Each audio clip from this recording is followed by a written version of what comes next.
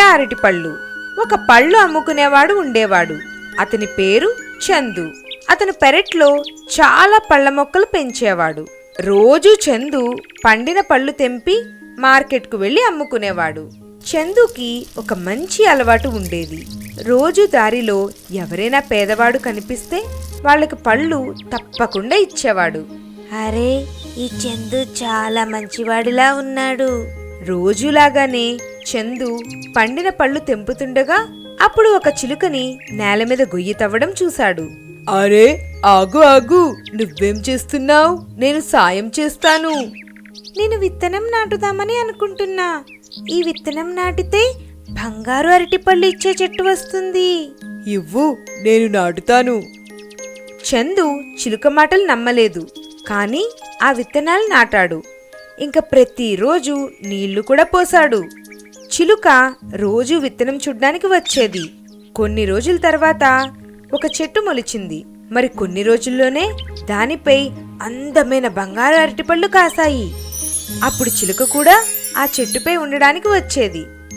ఎప్పుడైతే చందు బంగారు అరటిపళ్ళు చూశాడో అప్పుడు అతనికి అత్యాశ కలిగింది. అప్పుడు చిలుకతో ఇలా అన్నాడు, నువ్వు చాలా బాగా చెప్పావు. ఇది నిజంగానే బంగారు అరటిపళ్ళు ఇచ్చే చెట్టు అయింది. మీ అమ్మ సరిగ్గా చెప్పింది. నీకు కూడా ధన్యవాదాలు. నువ్వే దీన్ని సంరక్షించావు. నువ్వు రోజు ఒక బంగారు అరటిపండు తీసుకుని వెళ్ళొచ్చు. దానివల్ల నీకు అంతా మంచి జరుగుతుంది.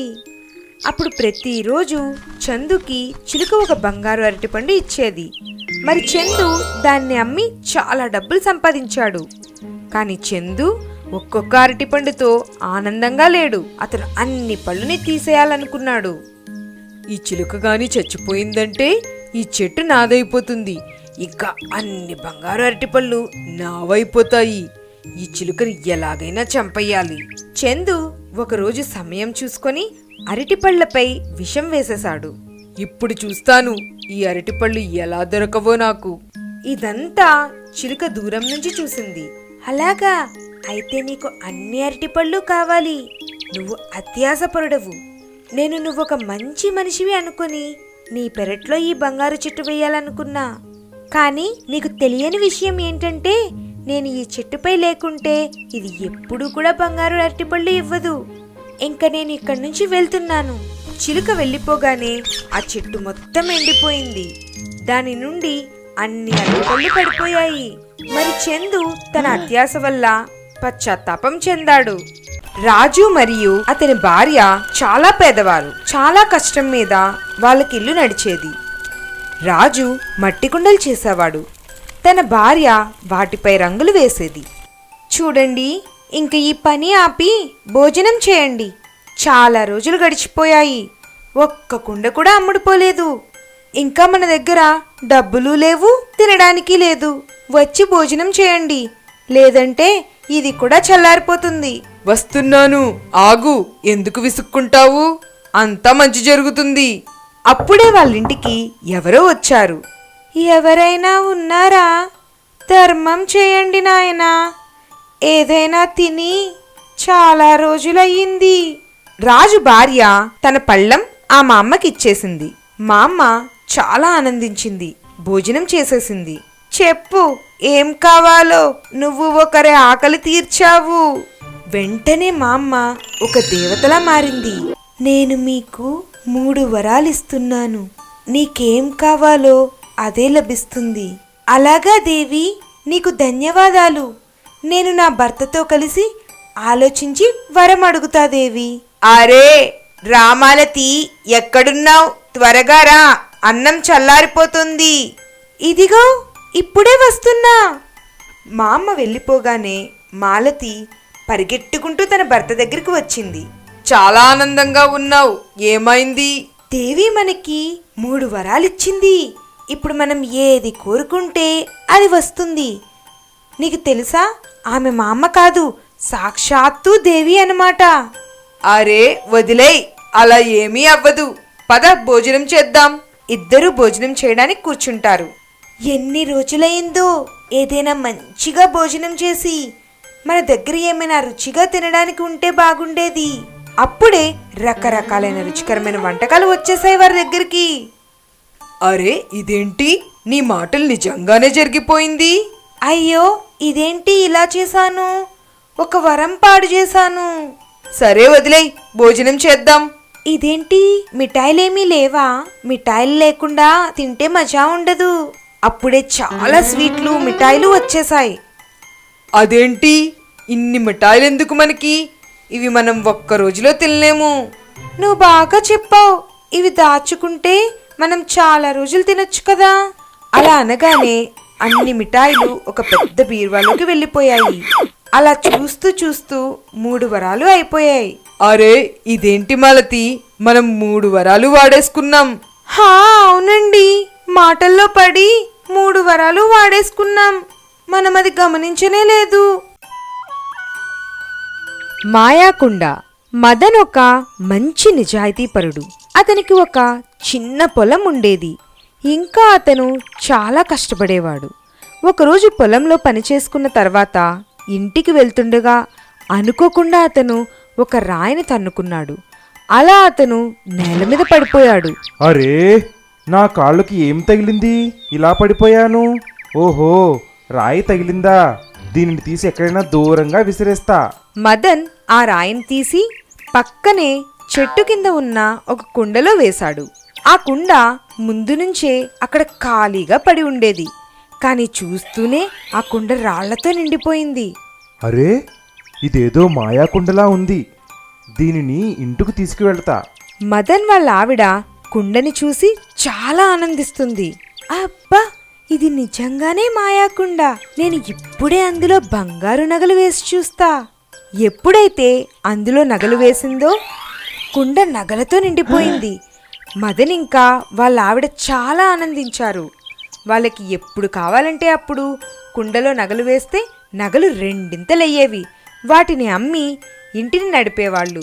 కొన్ని రోజుల్లోనే మదన్ ఒక కొత్త అందమైన ఇల్లు కట్టాడు. ఇప్పుడు పనికి కూడా వెళ్ళట్లేదు. ఇద్దరు దంపతులు చాలా ఆనందంగా ఉన్నారు. చాలా మంచి జీవితం గడుపుతున్నారు. వాళ్ళకి ఏ వస్తువు కొరత ఉండేది కాదు. బట్టలు కావాలంటే కుండలో బట్టలు వేసేవారు. డబ్బు కావాలంటే కుండలో డబ్బులు వేసేవారు. అలాగే చాలా రోజులు గడిచాయి. ఒక రోజు వాళ్ళ పక్కింటి వాడైన శ్యామ్కి వాళ్ళపై అనుమానం వచ్చింది. అరే కొన్ని రోజుల్లోనే ఈ మదన్ ఇంత డబ్బున్నవాడు ఎలా అయిపోయాడు? ముందు చాలా పేదవాడు కదా, తినడానికి తిండి కూడా ఉండేది కాదు. ఇప్పుడు చూడు, ఏ లోటు లేదు. వీళ్ళకి ఏదో నిధి దొరికినట్టుంది. నేను వీళ్లపై ఒక కన్నేసుంచాలి. శ్యామ్ మదన్పై నిఘా పెట్టాడు. ఒకరోజు శ్యామ్ మదన్ వాళ్ళ ఆవిడ్ని ఆ కుండలో కొన్ని డబ్బులు వేయడం చూశాడు. మరికొన్ని క్షణాల్లోనే కుండ డబ్బుతో నిండిపోయింది. అది చూసి ఆశ్చర్యంతో ఉండిపోయాడు. వీళ్ళకి ఏ లోటు లేకపోవడానికి కారణం ఈ రహస్యమే అన్నమాట. ఇంకా సంపాదించింది చాలు మదన్. సమయం దొరకగానే శ్యామ్ ఆ కుండని దొంగిలించాడు. కాని ఎప్పుడైతే శ్యామ్ ఆ కుండలో చేయి పెట్టాడో అతనికి చాలా చేతులు వచ్చాయి. అతను గట్టిగా అరవడం మొదలుపెట్టాడు. అయ్యో కాపాడండి, కాపాడండి, ఎవరైనా నన్ను కాపాడండి, నా చెయ్యి కుండలో చిక్కుకుంది. అప్పుడే మదన్ ఇంకా తన భార్య బయటకు వచ్చి కుండని బద్దలు కొట్టి శ్యామ్ యొక్క చేతిని బయటికి తీశారు. నన్ను క్షమించు మదన్, నన్ను క్షమించు. నేను నీ కుండని అత్యాశతో దొంగలించాను. ఈ కుండ విరిగి మంచిదయింది. దీనివల్ల నేను కూడా సోమరిపోతునైపోయా. కష్టపడి పనిచేసుకునే ఆనందం మాయతో వచ్చే వాటిల్లో ఉండదు. బంగారు గుడ్డు. సుభాష్ అనే ఒక పేద పనివాడు ఉండేవాడు. అతను రోజంతా కష్టపడి తన ఇల్లు నడిపేవాడు. ఒకరోజు సుభాష్ పని చేసుకుని వస్తుండగా అతనికి ఒక గాయపడి ఉన్న వ్యక్తి కనిపించాడు. సుభాష్ అతనిని తన ఇంటికి పట్టుకు వెళ్ళాడు. అతనితో పాటు ఒక బాతు కూడా ఉంది. అది సుభాష్తో పాటు వచ్చేసింది. సుభాష్, అతని భార్య అతనికి సేవలు చేశారు. మరి తెలివి రాగానే సుభాష్ ఇంకా అతని భార్యకి ధన్యవాదాలు చెప్పాడు. ఇంకా అతని బాతుని ఇచ్చేసి అక్కడి నుంచి వెళ్ళిపోయాడు. రెండో రోజు సుభాష్ భార్య చూసింది. అరే, ఈ బాతు బంగారు గుడ్డు పెడుతోంది. ఇప్పుడు మనం డబ్బున్న వాళ్ళమైపోతాము. అరే అరే, తొందరగా రా, చూడు. అబ్బా, బంగారు గుడ్డు! సుభాష్ గుడ్డు తీసుకుని మార్కెట్లో అమ్మేశాడు. మరుసటి రోజు మళ్ళీ బంగారు గుడ్డు పెట్టింది. ఇంకా ప్రతిరోజు పొద్దున్నే గుడ్డు తీసుకుని వెళ్ళి అమ్మేసేవాడు. ఆ డబ్బులతో ఏమి కావాలో అవి కొనుక్కునేవాడు. ఇప్పుడు అతని దగ్గర చాలా పెద్ద ఇల్లుంది, ఇంకా అన్ని వసతులు ఉన్నాయి. సుభాష్ ఇప్పుడు పనికి కూడా వెళ్ళడం లేదు. ఇప్పుడు అతను పేదవాళ్లకి, అవసరమైన వాళ్ళకి డబ్బులు అప్పుగా ఇచ్చి ఇంతకు రెండింతలు సంపాదించేవాడు. ఇదిగో డబ్బులు, బీరువాలో పెట్టు, ఇంకా లెక్క చూసి చెప్పు బీరువాలో ఎన్ని డబ్బులున్నాయో. సుభాష్ భార్య అన్నీ లెక్కేసి అతనికి చెప్పేది. అదేంటి ఇంతేనా? సరిపోయింది, ఎంత కష్టపడినా ఇన్ని తక్కువ డబ్బులేనా? సుభాష్కి చాలా కోపం వచ్చింది. అప్పుడే అతను బాతుని చూశాడు. తప్పకుండా దీని పొట్టలో బంగారు గుడ్లు ఉండి ఉంటాయి. ఇవాళే అన్ని గుడ్లు ఒకేసారి తీసేస్తా. సుభాష్ బాతుని చంపేశాడు. కానీ బాతు కడుపులో ఏమీ లేవు. అలా సుభాష్ తన అత్యాశ వల్ల, ఇంకా కోపం వల్ల అంతా కోల్పోయాడు. ఇదేంటి ఇలా చేశారు? Please subscribe.